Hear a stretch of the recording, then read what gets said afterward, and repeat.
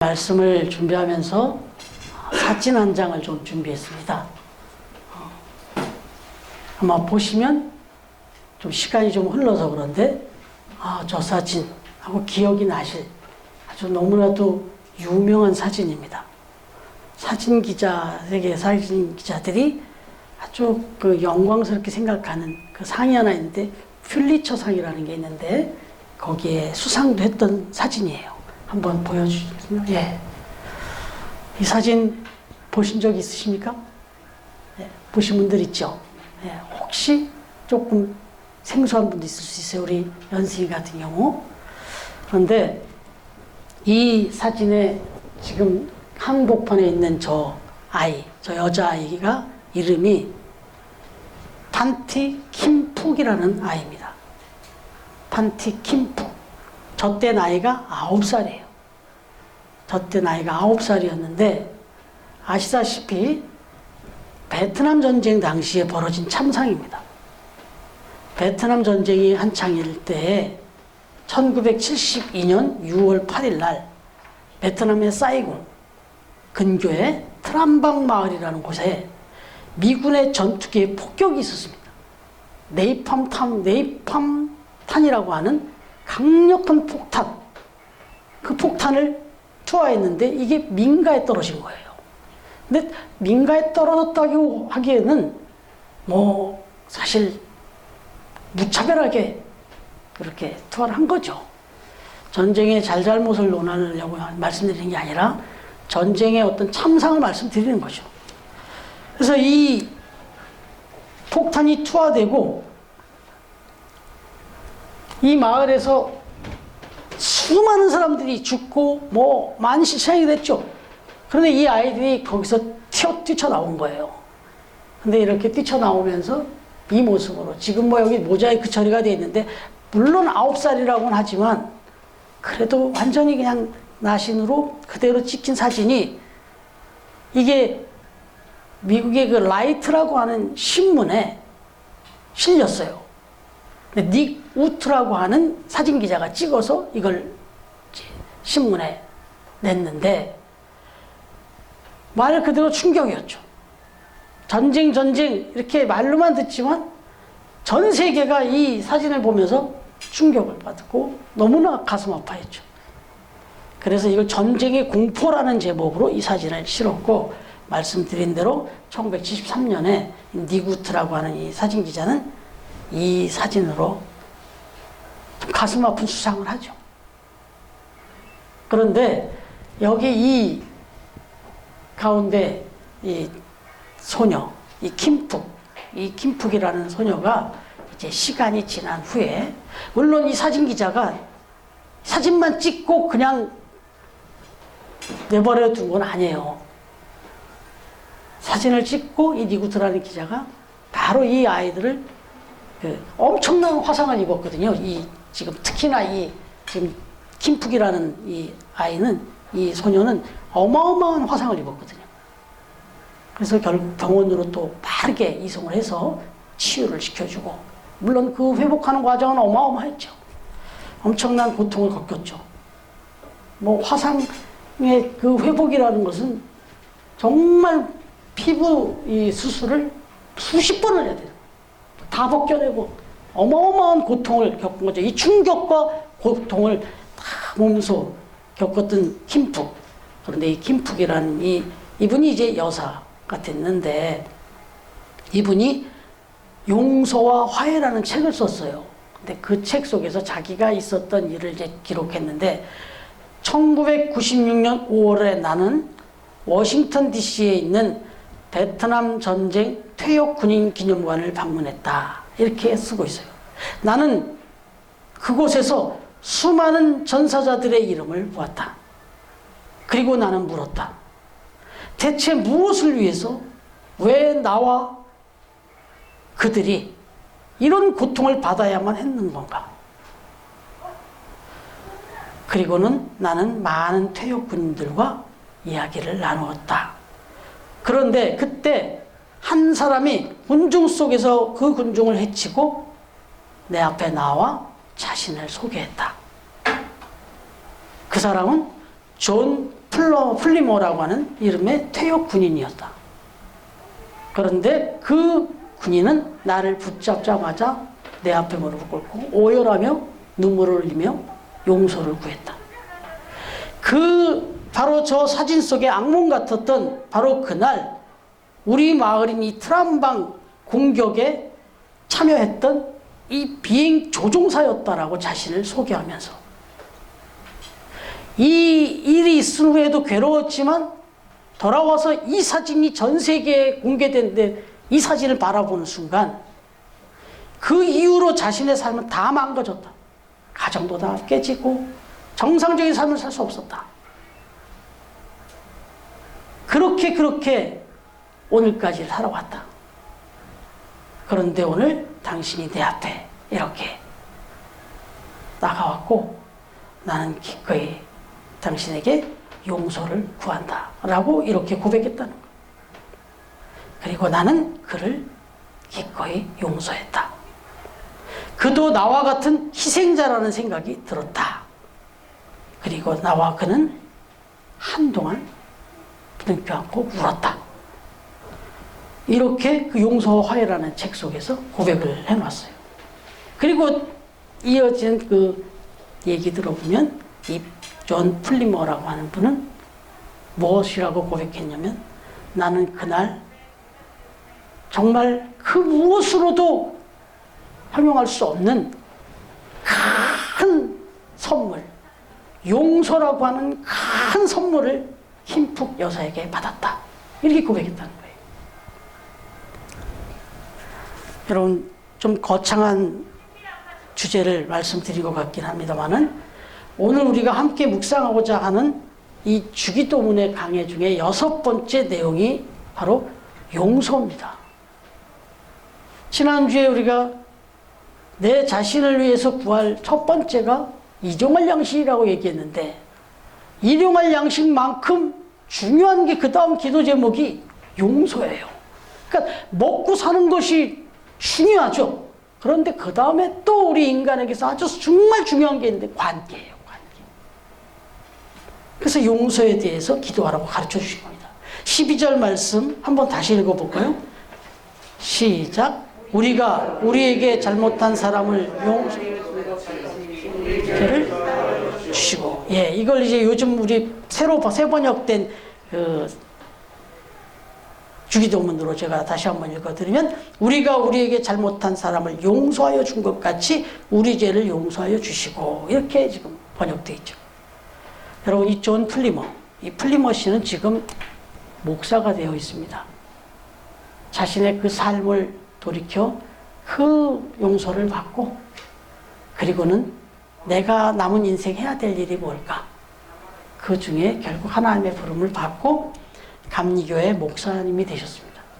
그런데 이 존 플리머 씨, 이분이 김프기라는 여성에게 사실 무엇으로도 보상할 수 없는 고통과 상처를 안겨준 거죠. 근데 뭐 이게 꼭 플리머 씨만의 문제는 아니겠습니다만은 어쨌든 이 일이 있은 후에 24년이라는 시간이 흐르도록 그는 김푹을 포함한 당시에 폭격으로 사망한 피해를 당한 모든 이들에게 무슨 용서를 구하거나 용서를 받을 만한 어떤 그런 직접적인 노력을 한 일은 없었어요. 그저 괴로웠죠. 그저 괴로운 날들을 보냈을 뿐이에요. 그러나 24년이 지난 바로 그날, 그 시간에 그 여인 앞에 나아가서 내가 바로 그 폭격기의 조종사였노라고 고백했을 때 그때 그 무거운 죄책감을 용서받을 수 있었다는 거죠.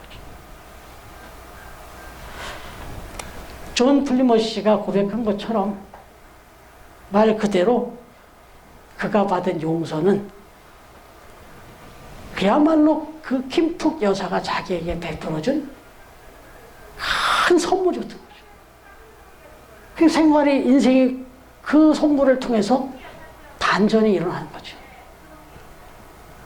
여러분, 지금 오늘 기도의 내용 중에서 우선 뒷부분에 결론적인 기도 가르쳐 주신 거, 우리 죄를 용서하여 주시고 우리 잘못을 용서해 주시고 라고 이렇게 기도하라고 지금 말씀하셨습니다. 주님이.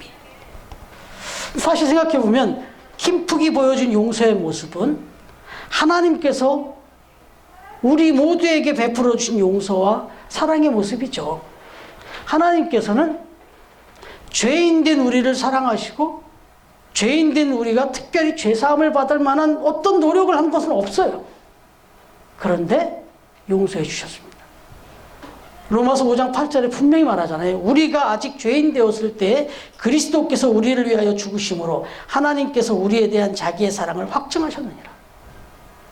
요한일서 1장 9절에도 보면 만일 우리가 우리 죄를 자백하면 그는 미쁘시고 의로사 우리 죄를 사하시며 우리를 모든 불의에서 깨끗하게 하실 것이요. 그렇게 말합니다.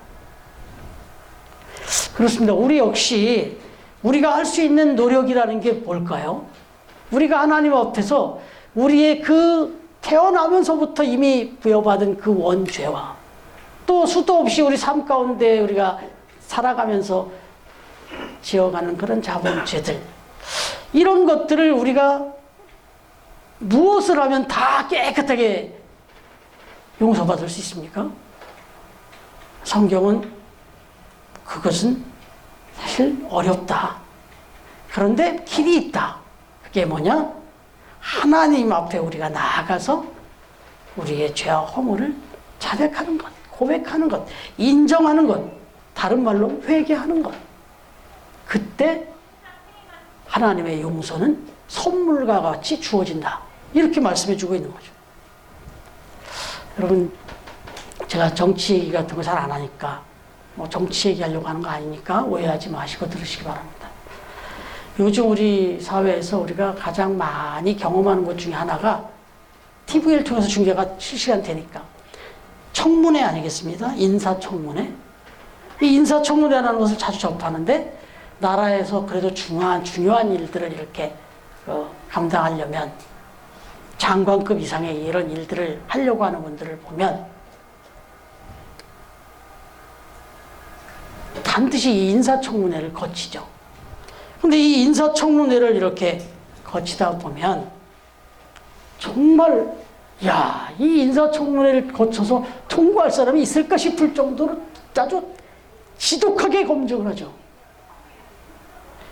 뭐 주민세 하나 안 낸 것까지 다 검증하고, 그래서 뭐 각종 세금 납부, 과거의 탈세 경력, 음주운전 및 교통법규 위반, 뭐 위장 전입, 자녀의 군복무 문제, 재산 형성 과정, 방법, 논문 표절 여부, 뭐 더 많죠. 제가 다 열거 안 해도. 그래서 이 인사청문회 이 모습을 보고 있다 보면은 거의 100%에 가까울 정도로 후보자들이 심각한 결격 사유들이 막 드러나는 걸 보게 돼요.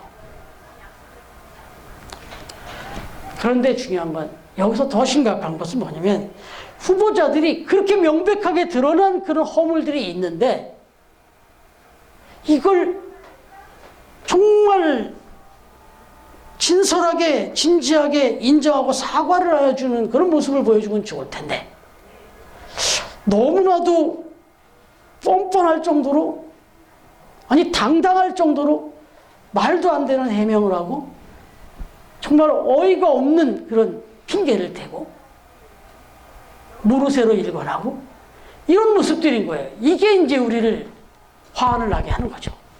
우리가 지켜보는 우리로서.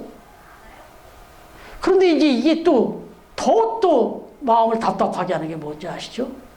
그래서 이 사람은 정말 안 되겠다.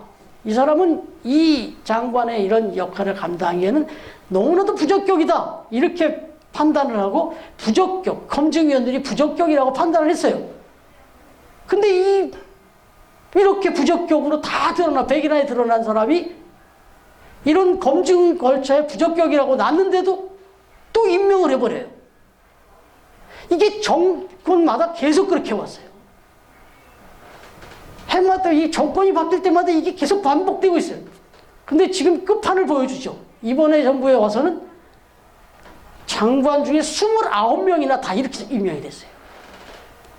지금 이런 모습을 볼 때면 어떤 생각이 드세요?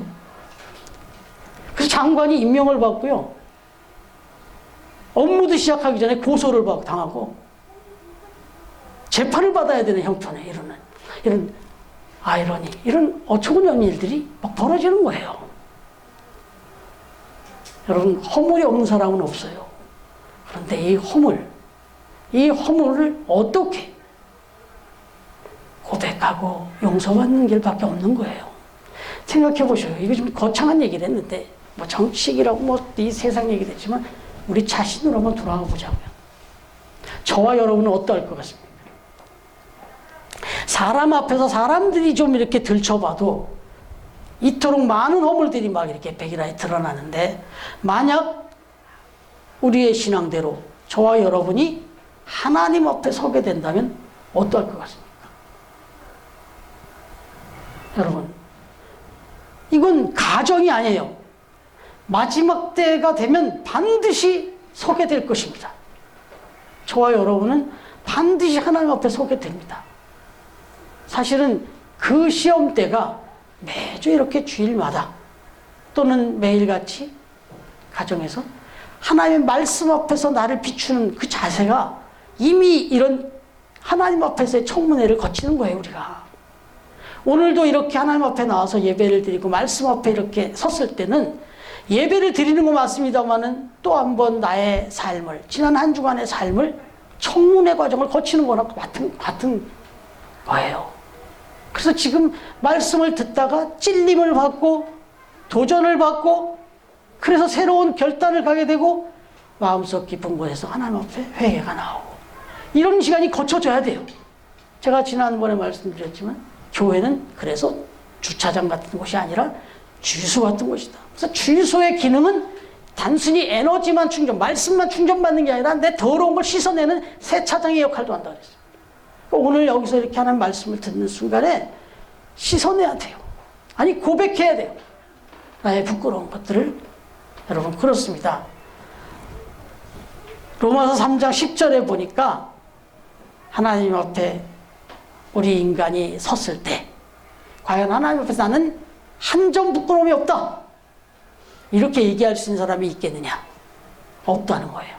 기록된 바 의인은 없나니 하나도 없으며 라고 단언합니다. 사도 바울이. 그런데 이 단언 앞에서 한 사람도 나는 아니다라고 얘기할 사람은 없다는 거죠. 여러분, 그래서 우리가 하나님 앞에 이렇게 나와 설 수 있는 비결, 우리가 이렇게 하나님 앞에 나와서 예배할 수 있는 비결은 딱 한 가지밖에 없어요. 그것은 자백하고 고백하고 하나님의 용서의 선물로밖에는 해결의 답이 안 나오는 거예요. 하나님의 용서밖에 없어요, 답이. 하나님이 용서해 주지 않으면 우리가 하나님 앞에 나와서 예배 드릴 수가 없다는 거죠. 근데 이미 어떻게 해요? 우리가 부끄러운 가운데에도 하나님은 이미 예수 그리스도를 통해서 우리를 다 용서해 주셨다니까요. 그래서 저와 여러분 이렇게 나와서 예배할 수 있게 됐다. 그래서 우리는 우리의 죄를, 허물을 용서해 주셔서라고 이렇게 기도해야 된다는 거예요. 그래서 날마다 기도할 때 중요한 게 있는데 우리의 죄를, 우리의 허물을 용서해 달라고 날마다 기도해라. 내가 뭐 이렇게 매일같이 용서해 달라고 기도할 게 있을까? 있다는 거예요. 우리 모습이. 여러분, 우리는 그렇게 날마다 매 순간마다 하나님 앞에서 부끄럽게도 죄와 허물 투성이의 삶을 우리가 살아가고 있기 때문에 그래서 우리는 용서를 받아야 된다. 그래서 다윗이 이렇게 고백합니다. 시편 32편 1절에 보니까 허물의 사함을 받고 자신의 죄가 가려진, 그러니까 용서를 받은 자는 복이 있다 그랬습니다.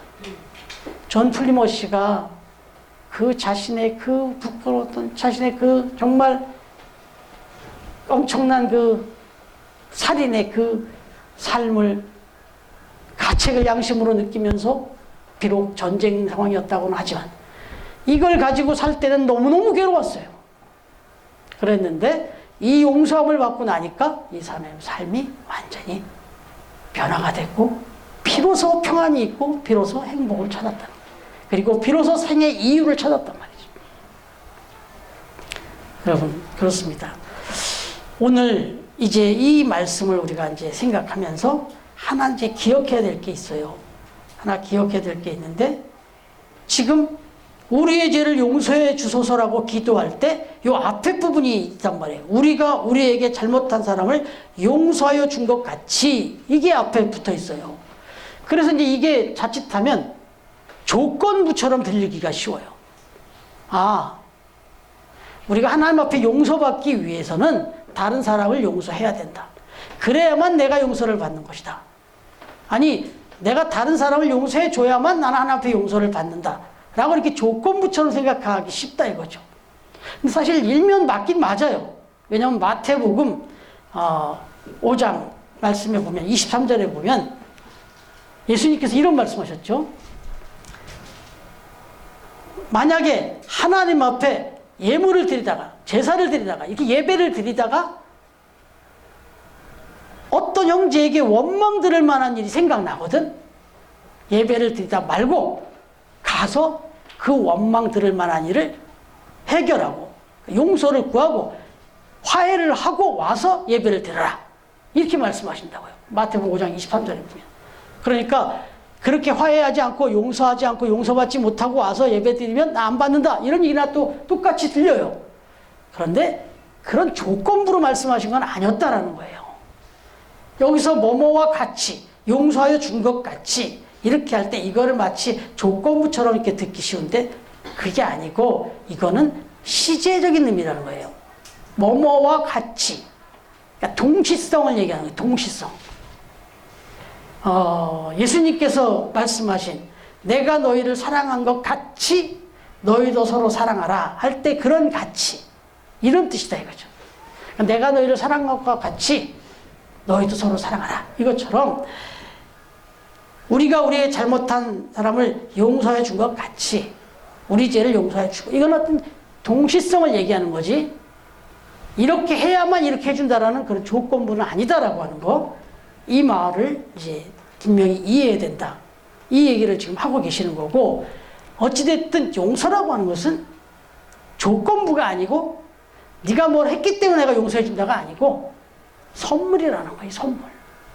용서의 그 근본 정신은 선물이다. 우리가 아직 죄인 되었을 때 하나님께서 우리를 용서해 준 것처럼 우리도 누구를 용서해 줄 때 그 사람이 아직 나에게 뭘 어떻게 해서 뭐 어떤 조건을 달기 이전에 내가 용서의 마음이 있어야 된다는 거죠. 사실은 이 김푹이라는 여사는 그 자리에 워싱턴 DC에서 이 플리머시를 만나기 전까지는 절대로 용서 안 하고 여기 꾹 참고 있다. 내가 그 어떤 사람이었는지, 여 마을에 폭탄을 터뜨린 누군지 찾으면 내가 반드시 묻고 따지고 복수하고 뭐 이렇게 하고, 그리고 나한테 뭐를 고백하면 내가 용서해 주겠다. 이랬던 게 아니에요. 이미 이 김푹이라고 하는 여사의 마음속에는 이 플리머시가 찾아와서, 자기를 찾아와서 고백하기 전부터 이미 용서했던 거예요. 그랬기 때문에 그날 그 현장에서 만났을 때, 와서 용서를 구했을 때 나는 이미 당신을 용서했다. 당신이나 나나 똑같은 피해자다. 이렇게 생각하고 있었다라고 했기 때문에 그 자리는 그야말로 감동의 눈물의 자리가 됐다라는 거죠. 여러분, 그렇습니다. 우리가 하나님으로부터 무한한 용서를 이렇게 선물로 받은 사람들이에요. 우리는 다시 말씀드려서 용서에 있어서 이미 우리는 하나님께 용서의 빚을 진 사람들이라 이거예요. 그렇기 때문에 우리는 우리에게 그 상처를 주고 범죄한, 죄를 범한 사람, 마음의 상처를 주고 힘들게 한 사람들에 대해서도 우리는 사실 먼저 용서를 베풀어야 되죠. 그럼에도 불구하고 사실 전에도 한번 말씀드렸지만 밀양이라고 하는 영화를 보신 분들이 계시겠지만 나는 마음의 용서를 했어요. 그리고서 그 사람을 찾아갔어요. 오히려 자신에게 그 악한 일을 한 그 죄인을 찾아갔는데 용서해주고 나는 용서했다라는 거하고 혹시라도 죄책감에 살지 않도록 그걸 자유케 해주려고 찾아갔는데 그 사람이 뭐라 그래요? 그렇게까지 고민하지 않으셔도 된다고. 나도 이미 하나님께 용서 받았다고. 이렇게 얘기할 때 이 용서해주러 찾아갔던 사람의 마음이 어떻게 됐어요? 그래서 사실은 우리가 항상 먼저 하나님 앞에 기도해야죠. 기도해야 되는데 중요한 건 지금 이런 말씀을 드리는 중에 하나 중요한 것은 조건부는 아니지만 내가 또 상처를 준 사람들에게 용서를 구해야 돼요, 사실은. 하나님 앞에 이 나의 죄를 사해달라고 용서를 구하는 것 못지않게 중요한 게 하나가 있는데, 그거는 내가 상처를 준 사람, 나에게 상처를 받은 사람에게 내가 또 하나님 앞에도 용서를 구하지만 동시에 그 사람에게도 용서를 구해야 되겠죠. 어찌됐든 찰스 스펀전 목사님이 이런 말을 하네요. 다른 사람을 용서하지 않으면서 주기도문을 반복해서 드린다면, 다른 사람을 용서하지도 않고 계속 마음에 품고 있으면서 그렇게 주기도문을 계속 드린다. 이거는 자신의 사형 판결문을 반복하여 낭독하는 것과 같다. 이분은 조건부는 아닌데 전 아주 강력하게 얘기를 해요. 왜냐하면 우리가 우리에게 죄 지은 자를 용서해 주지 않은 것처럼 우리 죄도 용서해 주지 마옵소서라고 기도하는 것과 똑같다. 그러니까 주기도문을 하면서 우리가 우리에게 잘못한 사람을 용서해 준 것 같이 우리 죄를 용서해 주시고 라고 이렇게 기도하는 것은, 그렇게 하면서도 실상에서는 내가 용서하지 않고 살아. 그러면 그건 거꾸로란 얘기예요. 하나님, 내가 나에게 잘못한 사람들을 용서해 주지 않은 것처럼 나의 죄도 용서해 주지 마세요 라고 기도하는 것과 똑같다. 이렇게 얘기했다는 거예요. 여러분, 그렇습니다. 결론으로 가보면 용서는 결국은요, 나에게 상처를 주고 나의 마음을 힘들게 하고 어렵게 한 그 사람을 용서해 주는 선물을 베푸는 것이 맞는데, 진짜 중요한 건 나예요, 나. 용서를 하면 가장 큰 행복을, 가장 만족을 누릴 사람은 나라는 거예요. 바꿔 말하면 용서하지 않으면 가장 큰 상처를 받을 사람은 나라는 거예요. 여러분, 다른 사람들을 향한 용서는 하나님의 은혜에 대한 보답이고, 또한 우리가 하나님으로부터 계속해서 또 다른 용서를 받기 위해서도 필요한 거예요, 사실은. 그런데 말씀드린 대로 더 깊이 생각하면 우리 자신의 영혼의 평화를 위해서 용서는 절대적으로 필요하다. 만일 우리가 용서하지 못하고 미움과 분노의 마음을 품고 살면 가장 상처를 크게 받을 사람은 바로 나 자신이기 때문이다라는 거예요. 미움과 분노는 날카로운 칼과 같아가지고 용서하지 못하면, 그 미움과 분노를 품고 있으면 다른 사람이 아닌 바로 나 자신이 상처를 크게 입게 된다는 거죠. 여러분, 서두에 말씀드린 이 김푹 여사가 지금은 이제 59세가 됐는데, 이 김푹 여사가 우리나라도 왔었어요. 1999년, 벌써 지금 1, 2년이 됐네요. 사진작가인 이 니구트 이 사람하고 같이 한국을 방문했어요. 우리나라만 온 게 아니라 전 세계를 돌아다니면서 이 참상으로 알려진 것을 설명하고 용서를 전하고 그렇게 강의를 다니는데 우리나라에도 왔어요. 근데 우리나라에 왔을 때 뭐라고 이야기를 했냐면, 나를 더 이상 전쟁의 상징으로 기억하지 말아주세요. 나는 오직 예수 그리스도를 영접한 후에 모든 사람을 다 용서했습니다. 그때부터 나의 안에 행복과 사랑이 보였습니다. 이미 내게 일어난 일을 바꿀 수는 없지만 그 의미는 바꿀 수가 있습니다. 저 역시 왜 하필 나에게? 라고 하는 원망이 너무나도 많이 있었습니다. 저를 그렇게 만든 사람들에게 분노하기도 했습니다. 그리고 제가 분노하는 것은 정당한 것이라고 그렇게 생각했었습니다. 그러나 저는 그 분노가 제 마음속에 완전히 자리를 잡고 제 삶을 파괴하는 것을 그냥 두고만 볼 수는 없었습니다. 그래서 저는 용서를 했고, 그리고 자유와 행복을 얻었습니다. 그때 한국에 와서 고백한 내용이에요. 여러분, 에베소서 4장 31절부터 32절에 보면 이렇게 말씀합니다. 너희는 모든 악독과 노함과 분냄과 떠드는 것과 비방하는 것을 모든 악의와 함께 버리고 서로 친절하게 하며 불쌍히 여기며 서로 용서하기를 하나님이 그리스도 안에서 너희를 용서하심과 같이 하라. 아멘. 바라기는 우리가 날마다 하나님 앞에서 주님이 가르쳐주신 이 기도를 드릴 때, 이 기도를 생각할 때마다 하나님 아버지, 우리가 우리에게 잘못한 사람을 용서하여 준 것 같이 우리의 죄를 용서하여 주십시오 라고 이렇게 기도를 드릴 때마다 혹시라도 스펄전 목사님의 이 준엄한 메시지처럼 행여라도 이런 기도는 드리고 있으면서 마음속에 여전히 미움의 대상으로, 분노의 대상으로, 씻을 수 없는 상처의 대상으로 계속 품고 사는 이가 없는지 한번 돌아보시고, 오늘 이 말씀 앞에서 한번 깨끗게 싹 용서로 씻어내시고, 정말 그 용서를 통해서 주시는 하나님의 그 자유와 행복과 기쁨을 누리면서 모든 사람과 늘 화목하며 그렇게 살아가는 우리 처음 가족들이 다 되시기를 주님의 이름으로 축원합니다. 기도하겠습니다.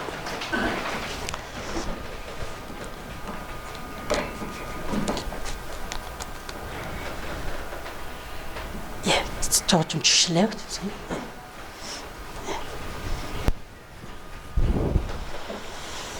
하나님 아버지 감사합니다. 오늘도 저희들 지난 한 주간 참으로 하나님의 말씀 안에서 주님과 동행하는 삶을 그렇게 살아보겠다고 그렇게 한 주간을 보내왔지만, 이렇게 주 앞에 찾아나와 예배하는 우리의 모습은 여전히 부끄럽고 허물 많은 그런 우리의 모습이었던 것을 고백합니다. 하나님, 다시 한번 우리의 부끄러운 허물을 주님 앞에 묵묵히 고백합니다. 행여 옆 사람이 들을까 부끄러운 그 고백들 하나님 앞에 다 내어놓사오니 주님 들어주시고 응답하시고 용서하여 주시옵소서. 새로운 삶을 우리에게 다시 한번 허락하여 주시옵소서. 우리가 다른 이에게 용서받을 일은 없는지, 또 내 안에 아직도 용서 못하고 품고 있는 일은 없는지 다시 한번 생각하면서 말씀 앞에서 모든 것을 다 내어놓고 정말 참 용서의 그 행복과 기쁨을 나의 기쁨으로 누릴 수 있는 우리 처음 가족들이 다 되도록 축복하옵소서. 감사드리며 예수님의 이름으로 기도드립니다. 하나님 아버지, 연하여 기도합니다. 이렇게 귀한 또 예물을 하나님 앞에 준비하여 드리는 우리 처음 가족들을 기억하시고, 하나님께서 이제 한 주간도 그 은혜와 사랑 가운데 특별히 모든 여건과 환경과 건강을 주셔서 그렇게 하나님 앞에 이렇게 받은 바 이 귀한 예물을 또 하나님 앞에 구별하여 드렸사오니, 사랑하는 가족들, 가정과 일터와 그 행하는 모든 일들 속에 함께 하셔서 이 구별된 마음, 모든 물질의 주인 되시는 하나님 앞에 드리는 이 믿음의 신앙의 고백을 받으시고 그 모든 행하는 일들을 하나하나 인도해 주셔서 형통케 하시고, 하나님께 또 더 크게 영광 돌리는 우리 처음 가족들이 다 되게 하여 주시옵소서. 이 예물이 쓰여지는 곳에서 주의 나라와 주의 뜻이 이루어지게 하여 주옵소서. 이 세상 모든 이들이 화평하고 하나님께 영광 돌리는 그런 일에, 그리고 또 귀한 영혼들이 구원되어지는 일에 이 예물이 사용되게 하여 주시옵소서.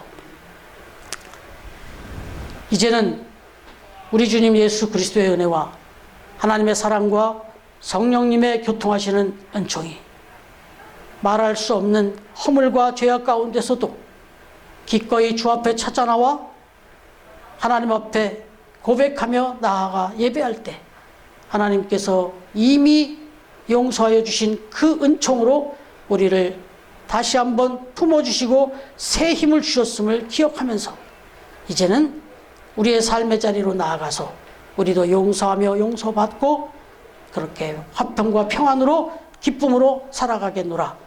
다시 한번 다짐하며 나아가는 우리 처음 가족들 머리머리 위에, 가정과 삶의 자리 위에, 그리고 처음 교회 위에와 우리 세이브존과 기쁨의 집 위에 이제로부터 영원토록 함께해 주시기를 간절히 축원하옵나이다. 아멘.